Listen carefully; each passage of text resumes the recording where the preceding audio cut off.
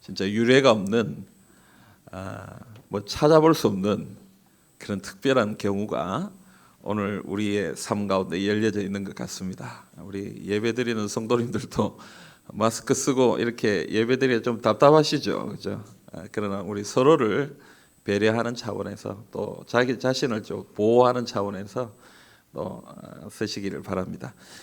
오늘 우리 2부, 3부 예배만 드리는데요. 오늘 우리 이 예배가 유튜브로 실황 중계가 됩니다. 그래서 아마 또 가정에서 또 인터넷으로 말씀을 듣고 함께 예배에 참여하시는 성도님들도 계시겠다 이런 생각이 듭니다.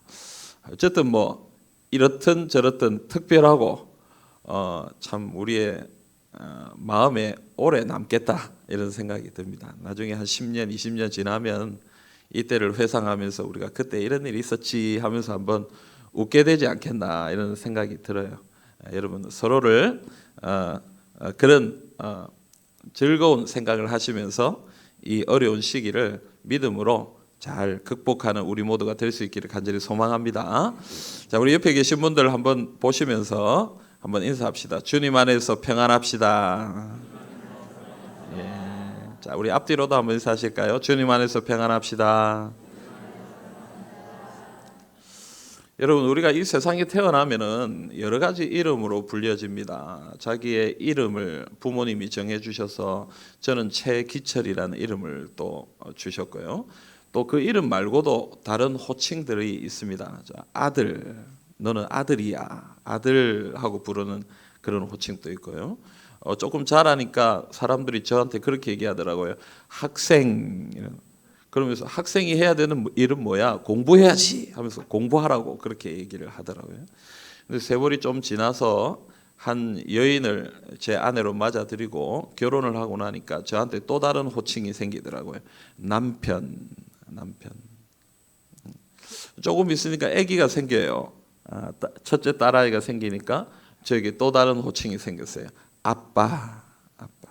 근데 여러분 이 호칭들은 그냥 부르기 쉬우라고 저분은 남편으로 불러라고 아빠라고 불러라고 이렇게 하는 그런 부르기 위한 어떤 목적도 있지만 그 이름이 가지고 있는 뜻과 역할과 사명이 그 안에 담겨져 있다고 생각합니다. 제가 남편이 되고 보니까 그냥 혼자 살아갈 때보다는 어깨가 좀 무거워요. 내가 해야 할 일이 있겠구나. 내가 섬겨야 될 일이 더 많겠구나 하는 그런 생각이 들어져요. 그런데 아기가 생기고 나니까 그 생각이 더 들어요. 더 많은 일을 해야 되겠구나. 내가 책임감이 있구나. 둘째가 생기니까 더 그냥 어깨가 무거워져요. 아빠로서 가장으로서 내가 해야 할 일이 참 많구나 이런 일들을 생각을 가지게 됩니다. 여러분 우리는 또 다른 이름으로 불려집니다. 어떤 이름으로 불려집니까? 그리스도인, 성도 이런 이름으로 불려지죠. 여러분 그리스도인이란 그 이름의 뜻이 무엇입니까? 그리스도를 믿는 사람, 그리스도를 따라가는 사람, 또 그리스도처럼 닮아가기를 원하는 사람, 또 그리스도와 같은 사람, 뭐 이런 의미들이 있습니다. 그래서 여러분 이 이름에도 우리가 앞으로 어떤 일을 해야 하는지, 어떤 사명을 가지고 있는지가 포함되어 있다라고 생각합니다. 저는 우리가 살고 있는 지금 이 시간이 그리스도인으로서 해야 할 일을 해야 할 때가 아닌가 이런 생각을 가져보아요. 코로나19가 확산됨으로 인해서 많은 사람들이 지금 불안해하고 또 힘들어하고 있죠. 또 최근에 신천지 교회를 통해서 이 코로나19가 급속도로 확산되면서 많은 세상 사람들은 이 교회의 성도들의 행동에 지금 주목하고 있습니다. 이 주말에 사실은 교회를 주목해서 보고 있습니다. 물론 우리가 세상 사람들의 이목에 너무 신경 쓸 필요는 없습니다. 그들이 뭐라고 얘기하든지 또 그들이 우리를 어떻게 판단하든지 거기에 너무 우리가 좌지우지될 필요는 없다라고 생각합니다. 하지만 우리는 하나님의 자녀입니다. 또한 이 땅의 백성들입니다. 국민입니다. 그러므로 먼저 우리는 하나님의 자녀로서 하나님께 영광을 올려드려야 하고 또한 이 땅의 국민으로서 이 땅에서 해야 할 우리의 책임과 사명을 다 해야 한다라고 생각합니다. 그래서 오늘 우리는 지금 유래를 찾아보기 힘든 상황에 예배를 드리고 있습니다. 나중에 좀 더 자세히 설명하겠지만 이런 상황과 형편 속에서 이런 고심 가운데 당회가 2주간 긴급하게 주일 2부, 3부 예배만 드리고 나머지 기도회와 예배와 모임을 중단하기로 결정하고 이 일을 진행하고 있습니다. 저도 사실은 좀 당황스럽고요. 좀 우리 성도님들도 마음이 여러 가지겠다 이런 생각이 듭니다. 그러나 여러분 여러 가지 생각과 다양한 의견들이 있겠습니다만은 무엇보다 이 모든 일이 깊은 고민과 기도 속에 결정되고 진행되는 일임을 기억하시고 우리 모든 성도님들이 한 마음으로 이 일을 섬겨 주시기를 간절히 바랍니다. 무엇보다 지금 국가적으로 아니 세계적으로 큰 어려움을 당하고 있는 때입니다. 그러므로 우리가 믿음으로 이 일을 위해 기도해야 되겠습니다. 함께 기도함을 통해서 주의 은혜를 구하고 주의 은혜를 통하여 이 땅이 회복되는 그런 은혜와 능력을 경험할 수 있기를 우리 주님의 이름으로 축복합니다. 사랑하는 성도 여러분, 방금 우리는 이 그리스도인의 사명에 대해서 얘기했습니다. 오늘 본문은 이 그리스도인의 사명에 대해서 우리에게 가르쳐주고 있습니다. 오늘 말씀을 함께 살펴보면서 우리가 어떤 사명을 가지고 살아야 할지 이것을 함께 생각해 보기를 원합니다. 오늘 말씀은 그리스도인을 두 가지 비유로 말하고 있습니다. 13절에 보면 너희는 세상의 소금이다 이렇게 얘기하고요. 14절에 보면 너희는 세상의 빛이다 이렇게 얘기합니다. 그러니까 말씀은 그리스도인이 뭐라고 얘기합니까? 세상의 소금이고 세상의 빛이다 이렇게 얘기합니다. 그리스도인들이 이 세상의 소금 같은 존재고 또 빛과 같은 존재다라고 얘기하는 것이죠. 여러분 이 말이 어떤 뜻이겠습니까? 어떤 의미겠습니까? 소금이라는 말이 빛이라는 말이 어떤 의미를 가지고 있겠느냐 하는 것입니다. 여러분 이 소금과 빛의 역할 이것이 하는 기능을 살펴보면 그 의미를 좀 생각해 볼 수 있겠다 싶습니다. 여러분 소금이 어떤 역할을 합니까? 마스크 쓰고 있으니까 더 소리가 안 들리죠, 그렇죠? 여러분 이 이스라엘이 있었던 그곳은 더운 곳이죠. 그리고 그 당시에는 냉동 시설이 많이 없었어요. 아니 그 자체가 없던 시절입니다. 그러니까 이 소금이 하는 일은 무엇입니까? 쉽게 부패해버리는 것들을 소금이 부패를 막아주는, 부패를 방지하는 그런 역할을 하고 있었던 것입니다. 또한 빛은 어떤 역할입니까? 이건 두말할 것 없죠. 빛은 무엇입니까? 어두움을 밝히는 것입니다. 어두운 곳에 조그만한 빛이라도 나타나면 어두움이 사라지고 밝아집니다. 그래서 빛은 밝히는 것이죠. 여러분 그래서 오늘 이 소금과 빛이라는 것은 우리에게 어떤 의미를 주는 것입니까? 그리스도인들은 세상의 부패를 방지하고 막는 존재가 되어야 되고 또 세상의 어두움을 비추는 그런 존재가 되어야 된다. 그런 이야기를 하고 있는 것이죠.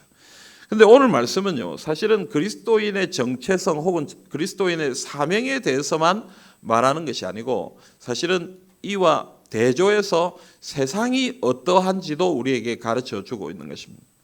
세상은 어떻습니까? 점점 부패해져 가고 있다라는 것이죠. 세상은 점점 썩어가고 있다는 것이죠. 죄로 인하여 점점 악해져 가고 있는 곳이 세상이다 이 얘기를 하는 것입니다. 또 세상은 점점 어두워져 가고 있다라는 것을 얘기하는 거예요. 그러니까 점점 부패해져 가고 썩어지고 어두워져 가는 이 세상에서 그리스도인들은 어떤 사람이 돼야 된다는 얘기입니까? 그 썩어지는 것을 막는 사람이 돼야 되고 또 이 어두움을 비추는 사람들이 되어야 한다라는 것입니다. 그래서 여러분 그리스도인들은 세상과 달라야 합니다. 세상은 썩어지더라도 세상은 어두워지더라도 그리스도인들은 그 썩는 것을 막는 사람이 되어야 되고 그 어두운 것을 밝히는 사람들이 되어야 한다라는 것이죠. 물론 세상 가운데도 아름다움이 있을 수 있습니다. 그 가운데서도 아름다운 사랑이 있을 수 있죠. 하지만 우리가 잘 알듯이 인간은 죄로 말미암아 멸망의 길을 갈 수밖에 없는 존재입니다. 그런 인간들이 모인 세상은 점점 악해질 수밖에 없는 것이죠. 창세기 6장을 보면요, 노아가 살고 있던 세상이 있었습니다. 하나님께서 이 노아의 시대를 바라보면서 뭐라고 얘기하셨냐면 6장 7절에 보면 내가 그것들을 지었음을 한탄한다, 후회한다.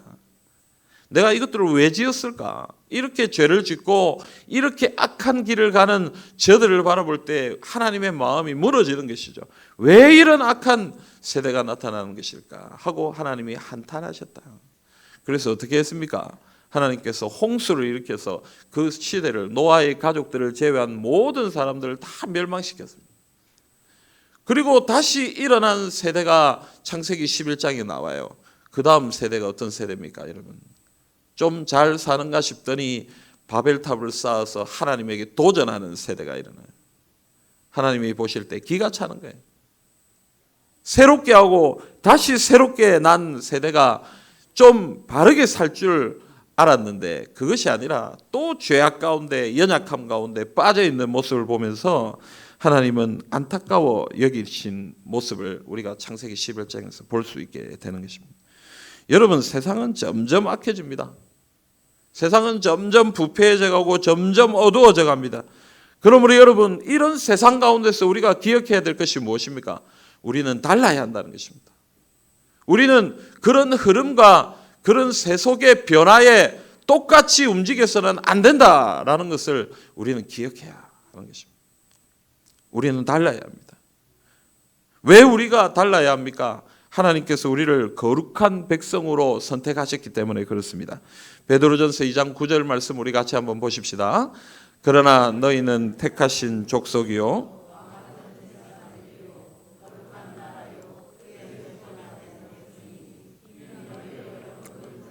불러내어 그의 기이한 빛에 들어가게 하신 이의 아름다운 덕을. 아멘. 여러분, 뭐라고 얘기하십니까? 너희는 택하신 족속이요 왕같은 제사장들이요 거룩한 나라다. 너희를 거룩하게 나는 불렀다. 이렇게 얘기하십니다. 그러므로 여러분, 우리는 거룩한 주님의 백성들입니다. 하나님의 선택을 받은 성도들입니다. 그러므로 이 세상과 달라야 합니다. 이 세상에 썩어져 가고 어두워져 가는 그 흐름과 그 변화와 우리의 삶은 달라야 함을 기억해야 합니다. 그렇다면 여러분, 우리가 어떻게 이들과 다를 수 있겠습니까? 시편 119편 9절과 11절 말씀 우리 같이 한번 보십시다. 같이 읽겠습니다. 청년이 무엇으로 그의 행실을 깨끗하게 하리이까? 주의 말씀만 지킬 따름이니이다. 내가 주께 범죄하지 아니하려 하여 주의 말씀을 내 마음에 두었나이다. 아멘. 여러분, 오늘 시편 기자는 뭐라고 얘기합니까? 청년이 무엇으로 그의 행실을 깨끗하게 하리까? 주의 말씀만 지킬 따름이다. 여러분, 주의 말씀을 지킬 때에 거룩한 삶을 살아갈 수가 있는 것입니다. 물론 우리의 거룩은 예수 그리스도를 통하여 주어진 의입니다. 거룩입니다.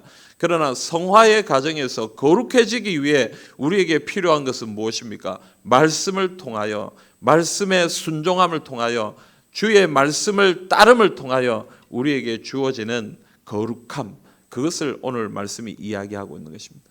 그러므로 여러분, 우리는 말씀을 붙들고 씨름해야 됩니다. 하나님의 말씀을 순종하고 그 말씀을 따르기 위해 노력해야 합니다. 그럴 때에 우리는 거룩한 삶을 살아갈 수가 있는 것입니다. 이 세상의 흐름을 따라가는 것이 아니라 주의 말씀을 붙들고 나아갈 때에, 하나님의 말씀대로 살아갈 때에 우리는 이 세상과 다른 거룩한 삶을 살아가게 된다라는 것입니다.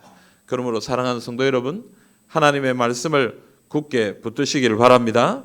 주의 말씀 붙들고 그 말씀에 순종하기 위해 노력하는 주님의 백성들이 다 되시기를 간절히 소망합니다. 여러분, 그리스도인들은 세상과 달라야 합니다. 하지만 여기에서 우리가 좀 경계해야 할 것은 우리가 그들과 다르기 때문에 그들과 우리가 분리되어야 한다라고 생각하는 것입니다.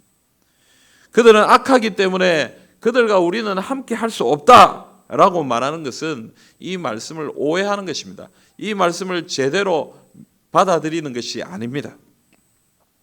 오늘 말씀은 우리에게 뭐라고 얘기합니까? 그리스도인들은 세상의 소금이고 세상의 빛이다, 이렇게 얘기합니다. 소금이고 빛인데 그 앞에 뭐가 붙어 있습니까? 세상에라는 말이 붙어 있습니다. 그러니까 우리가 소금과 빛의 역할을 어디서 해야 된다는 얘기예요? 세상에서 해야 된다는, 세상에서. 우리는 세상 속에 있어야 합니다.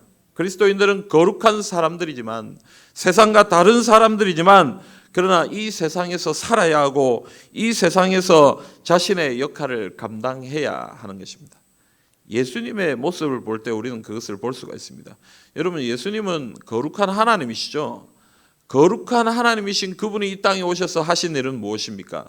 죄인들과 함께 하신 것이었습니다.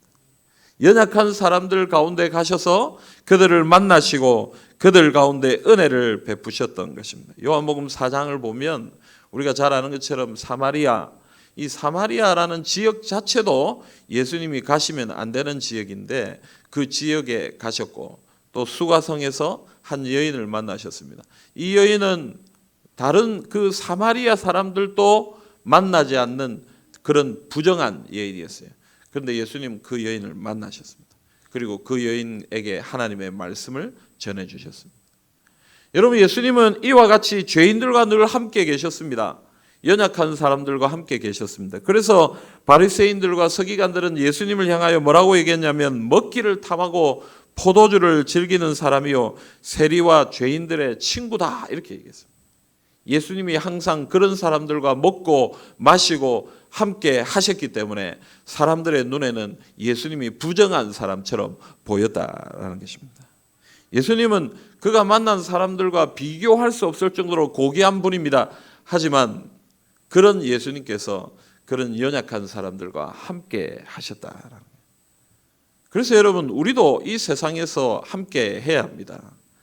우리도 주님을 따라 거룩한 삶을 살아야 하지만 이 세상과 분리된 삶을 살아서는 안 되는 것이죠.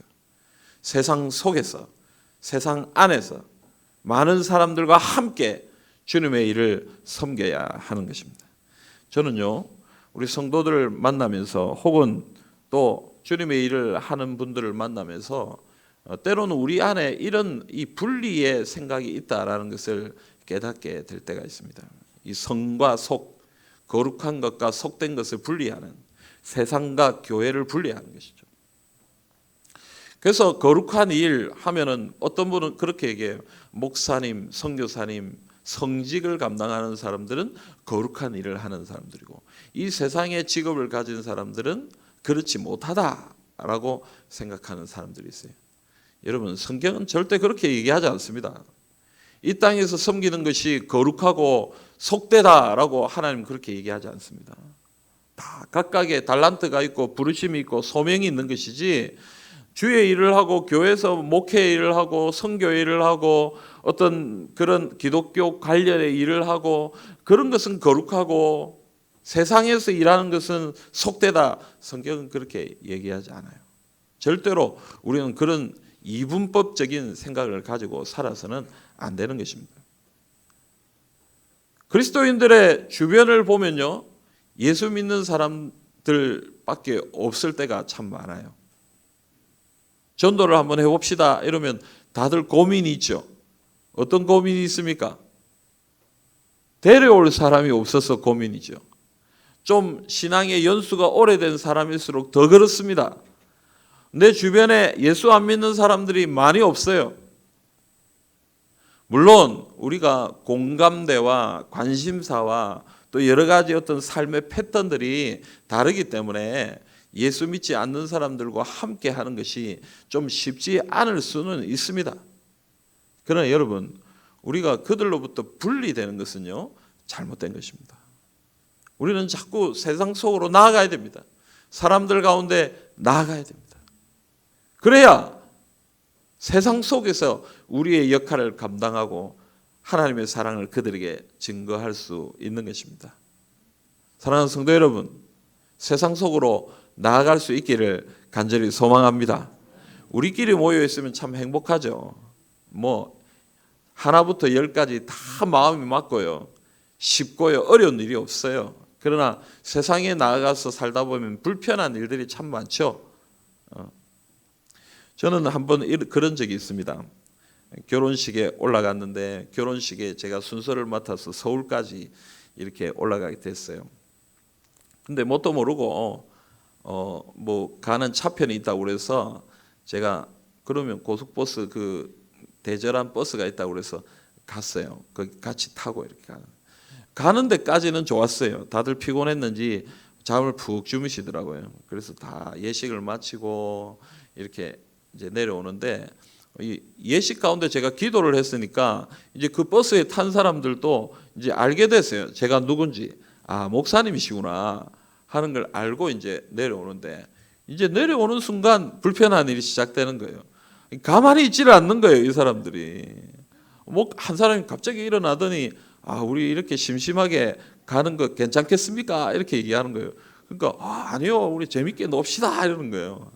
그러더니 우리 이 버스에 목사님이 계신데 목사님이 계셔서 우리가 참 쉽지가 않네요 이러면서 막 자기들끼리 우왕좌왕하는 거예요. 그래서 제가 저는 신경 쓰지 마시고 그래 놓으시라고, 노래 부르셔도 되고 편하게 하시라고. 근데 그분들이 자꾸 저보고 그래요. 목사님이 먼저 한 곡 불러주셔야 분위기가 살겠습니다. 자꾸 그러는 거예요.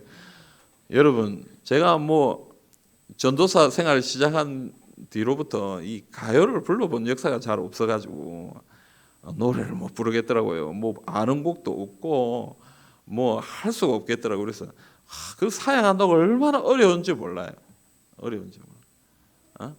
그냥 부르시라고. 여러분, 뭐 이건 뭐 우스운 이야기입니다만은, 아주 가벼운 이야기입니다만은, 우리가 이 세상 살아갈 때요, 우리 생각과 우리의 신앙과 우리의 가치관과 다른 어떤 그런 부분들을 만나게 될 때 참 불편하고 힘들 때가 참 많습니다. 우리가 이 세상 속에 살아갈 때. 그러나 여러분, 그렇다고 우리가 분리되어서는 안 되는 것입니다. 계속해서 우리 세상 속에서 그 안에서 하나님의 사랑을 증거하고 소금과 빛의 사명을 감당하기 위해 노력해야 하는 것입니다. 사랑하는 성도 여러분, 세상 속에 있기를 원합니다. 세상 속에 나아가서 우리의 사명을 감당하는 주님의 백성들이 다 되시기를 간절히 소망합니다. 여러분, 오늘 마지막으로 우리가 생각할 것은 우리는 세상과 달라야 하고 또 세상 속에 있어야 한다라고 앞에 얘기했습니다. 이제 세 번째로 주님은 우리에게 뭐라고 얘기하시냐면요, 우리가 이 세상 속에서 영향력을 끼쳐야 된다, 그 얘기를 하고 있습니다. 세상 속에서 우리가 이 땅에 변화를 일으켜야 된다라고 얘기하는 것이죠. 오늘 말씀 13절을 우리 한번 읽어봅시다. 13절과 15절을 같이 읽겠습니다. 너희는 세상의 소금이니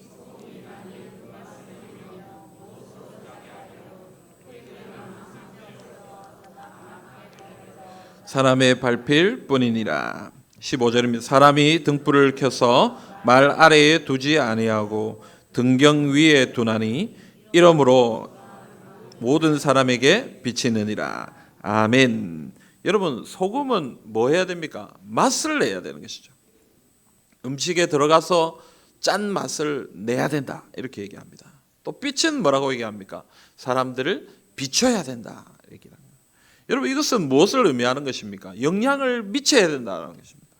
그냥 들어가서 그 안에 가만히 있어야 된다, 이 얘기를 하는 것이 아니고, 소금이라면 맛을 내야 되고 빛이라면 비춰야 된다, 그 얘기를 하는 거예요. 우리가 세상의 소금이라면 세상 속에서 소금의 맛을 내야 되고, 세상의 빛이라면 세상 속에서 어두움을 비추는 그런 역할을 감당해야 한다. 이 영향력을 세상에 끼쳐야 된다라고 얘기하는 것입니다. 여러분, 영향력을 끼친다는 것은 변화를 일으킨다는 것입니다. 맛의 변화를 일으키고 어두움이 사라지고 밝아지는 그런 상황의 변화를 일으키는 것을 얘기하는 것입니다. 그래서 우리가 이 세상 가운데 있다면, 세상 속에서 소금과 빛의 사명을 감당하고 있다면, 우리가 있는 그곳에서 변화의 역사가 일어나야 된다. 사람이 변화되고 상황이 변화되고 흐름이 변화되는 그런 일들이 일어나야 된다라고 오늘 말씀이 이야기하고 있는 것입니다. 사랑하는 성도 여러분, 오늘 우리 가운데 이런 역사가 있기를 간절히 소망합니다. 우리가 있는 곳마다 변화의 역사가 일어나기를 원합니다. 우리가 가는 곳곳마다 사람이 변화되고 상황이 변화되고 시대가 변화되는 그런 일들을 경험할 수 있기를 간절히 소망합니다. 자, 그렇다면 여러분, 우리가 어떻게 할 때 이런 변화가 가능하겠습니까? 오늘 본문 16절 말씀 우리 같이 보십시다. 16절 말씀입니다. 이같이 너희 빛이 사람 앞에 비치게 하여 그늘로 너희 착한 행실을 보고 하늘에 계신 너희 아버지께 영광을 돌리게 하라. 아멘. 여러분, 오늘 말씀 뭐라고 얘기합니까? 너희의 착한 행실로, 그 착한 행실을 세상 사람들이 보고 하나님께 영광을 돌리게 하라, 이렇게 얘기합니다. 이 변화를 가능하게 하는 것은 무엇입니까? 우리의 행동입니다. 우리의 행함입니다. 세상으로 하여금, 세상의 많은 사람들로 하여금 너희의 착한 행실을 보게 하라, 이렇게 얘기하는 것입니다. 세상 사람들이 우리의 착한 행실, 우리의 착한 모습을 보고, 아, 저것이 하나님을 믿는 사람들의 모습이구나, 저렇게 사는 것이 그리스도인들의 모습이구나 하고 깨닫고 하나님을 발견하게 되도록 그렇게 해라라고 얘기하는 것입니다. 여러분, 이 세상엔 참 바른 말 하는 사람들이 많죠. 이런 말 저런 말, 이렇게 하면 우리나라가 살 수 있는데, 이렇게 하면 이 땅이 바로 될 수 있는데, 근데 여러분, 그런 말들로 변화는 일어나지 않습니다. 사람들은요, 참 말을 많이 합니다. 지금 또 코로나19 이 사태를 바라보면서 사람들이 얼마나 많은 말들을 합니까? 뭐 정부가 잘못됐다는 둥, 뭐 어디가 잘못됐다는 둥, 또 뭐 교회가 잘못됐다는 둥, 책임을 돌리는 이야기들을 얼마나 많이 하는지 모릅니다. 그러나 여러분, 그런 말들로 세상이 변하는 것이 아닙니다. 실제로 세상을 변화시키는 사람들은 어떤 사람들입니까? 조그마한 것이지만, 작은 것이지만 행동하고 실천하고 움직이는 사람들이 변화를 일으키고 변화의 역사를 이루어 가는 것입니다. 그러므로 오늘 주님이 우리에게 말씀하시는 것은 행동입니다. 말이 아닙니다. 생각이 아닙니다. 알게 되었다면, 생각하게 되었다면, 그리스도인으로서 하나님의 말씀을 받게 되었다면 그 말씀을 따라 행동해야 되고 실천하고, 그 작은 행동 하나를 통해서 많은 사람들이 하나님을 발견하게 해야 한다라고 오늘 말씀하고 있는 것입니다. 사랑하는 성도 여러분, 행동해야 됩니다. 착한 삶을 살아야 합니다. 실천함으로 주의 은혜를 누리시기를 간절히 소망합니다. 웨스트민스터 대성당 지하 묘지에 있는 한 성공의 주교의 묘지에 보면, 묘비에 보면 이런 글이 적혀 있답니다. 제가 한번 읽어드릴게요. 내가 젊고 자유로워서 상상력에 한계가 없을 때 나는 세상을 변화시키겠다는 꿈을 가졌었다. 좀 더 나이가 들고 지혜를 얻었을 때 나는 세상이 변하지 않으리라는 걸 알았다. 그래서 내 시야를 약간 좁혀 내가 살고 있는 나라를 변화시키겠다고 결심했다. 그러나 그것 역시 불가능한 일이었다. 황혼의 나이가 되었을 때 나는 마지막 시도로 나와 가장 가까운 내 가족을 변화시키겠다고 마음을 정했다. 그러나 아무도 달라지지 않았다. 이제 죽음을 맞이하기 위해 누운 자리에서 나는 문득 깨달았다. 만일 내가 내 자신을 먼저 변화시켰더라면 그것을 보고 내 가족이 변화되었을 것을, 또한 그것에 용기를 얻어 내 나라를 더 좋은 곳으로 바꿀 수 있었을 것을, 그리고 누가 아는가, 세상까지도 변화되었을지. 여러분, 젊었을 때는 내가 세상을 바꿔야 되겠다. 조금 세월이 지나고 보니까 세상을 바꿀 힘과 능력이 없는 것을 깨닫게 된, 그러면 내가 이 지역을, 이 나라를 한번 바꿔요. 근데 그것도 못한다라는 것을 깨닫고 나니까 내가 우리 가족을 한번 바꿔봐야 되겠다. 근데 여러분, 마지막 죽음 앞에서 깨닫게 되는 것이죠. 아, 내가 변해야 되는데, 내가 변해서 새로운 삶을 살았다면 내 가족이 나의 모습을 보고 변했을 텐데, 어쩌면 이 나라가, 이 세상이 나의 모습을 보고 변화되었을 수도 있었을 텐데 하고 후회하고 있는 것입니다. 여러분, 세상을 바꾸는 것은요, 세상을 변화시키는 것은요, 나를 변화시키는 것으로부터 시작되는 거예요. 내가 그리스도인으로 바른 삶을 살아가는 그것을 통해 내 가족이 변화되고 나를 만나는 친구들이 그리스도인이 되고 이 세상이 바뀌고 이 사회가 바뀌고 시대가 바뀌는 그런 역사들이 일어나게 되는 것입니다. 앞서도 얘기했지만 오늘 혼란한 이 상황과 형편들을 바라보면서 사람들이 참 여러 가지 말들을 많이 합니다. 저도 뉴스를 보고 인터넷 기사들을 많이 이렇게 뒤져보는데요. 지금 상황과 형편들을 보고 기도해야 되겠다 싶어서 제가 돌아보는데 그 안에 내용들, 댓글들, 이야기들을 가만히 살펴보면요, 전부 다 다른 사람들을 비난하고 비판하고 책임을 돌리는 그런 이야기들밖에 없는 것을 보게 됩니다. 누가 잘못했고 이 사람은 이래 잘못했고 저래 잘못했고, 물론 우리가 잘못된 것을 빨리 분석해서 그것을 수정해서 새로운 일들을 해 나가야 되기 때문에 그런 과정들도 전혀 필요 없다라고는 생각하지 않습니다. 그러나 여러분, 소모적인 비판과 비난, 책임 전가 이런 모습들로는 이 사회가, 이 세상이 바뀔 수 없을 것 같아요. 성경은 우리에게 분명히 말합니다. 우리가 회개하고 엎드릴 때에 하나님이 이 땅을 변화시킨다, 그렇게 얘기합니다. 이 세상이 바뀌어야 역사가 일어나는 것이 아니고요, 우리가 하나님 앞에 엎드려 회개할 때에, 우리가 하나님의 은혜를 간구하고 하나님의 긍휼을 구하고 주님 앞에 회개의 눈물을 흘릴 때에 하나님은 이 땅을 변화시키겠다고 약속하셨습니다. 역대하 7장 14절 말씀 우리 한번 같이 읽읍시다. 역대하 7장 14절입니다.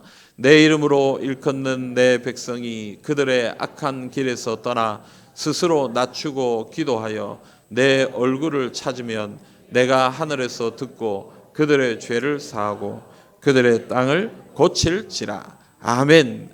여러분, 다른 사람들이 중요한 것이 아닙니다. 우리가 하나님 앞에 회개하고 하나님 이 땅을 고쳐주십시오 라고 엎드릴 때에 하나님은 우리의 죄를 용서해 주시고 이 땅을 고쳐주시겠다라고 약속하시는 것입니다. 여러분, 다른 사람 핑계대고 다른 사람 볼 것이 아니라 우리 자신을 먼저 보고요, 하나님, 우리가 하나님 앞에 회개합니다. 이 땅에 이런 어려운 일들이 생긴 것이 우리의 죄악 때문인 줄 알고 하나님 앞에 엎드려 회개하고 기도할 때에 하나님의 백성들의 이러한 모습을 통하여 하나님께서 반드시 이 땅을 고치시고 새롭게 하실 줄 믿습니다. 여러분, 우리가 이 믿음 가지고 주님 앞에 결단할 수 있기를 바랍니다. 하나님, 우리가 먼저 변하게 해주십시오. 우리가 먼저 새로운 삶을 살게 해주십시오. 주님 앞에 신실한 삶을 통하여 이 세상을 바꾸어가고 시대를 바꾸어가는 하나님의 백성들이 되게 해주십시오. 믿음으로 기도하시는 우리 모두가 되기를 간절히 소망합니다. 사랑하는 성도 여러분, 우리는 세상에서 소금과 빛이 되어야 합니다. 소금과 빛은요, 양이나 크기가 크지 않아도 됩니다. 많지 않아도 됩니다. 조금만 넣어도 맛이 달라지고요, 조그만한 빛이라도 세상이 밝아집니다. 여러분, 우리가 약하고 연약하다 할지라도 우리가 이 땅에서 소금과 빛의 역할을 용감하게 진실되게 감당한다면 하나님은 우리를 통하여 이 세상을 바꾸어 가실 줄 믿습니다. 여러분, 이 믿음 가지고 주님 앞에 나아갈 수 있기를 간절히 소망합니다. 우리는 세상에서 소금과 빛이 되어야 한다라는 사실을 꼭 기억하시고 오늘 말씀 붙들고 우리가 이 땅에서 소금과 빛의 사명을 감당함을 통하여 이 땅을 새롭게 하시고 회복하시고 변화시키시는 주님의 은혜와 능력을 경험하시는 우리 모든 성도님들이 다 되시기를 주님의 이름으로 기원합니다. 아멘.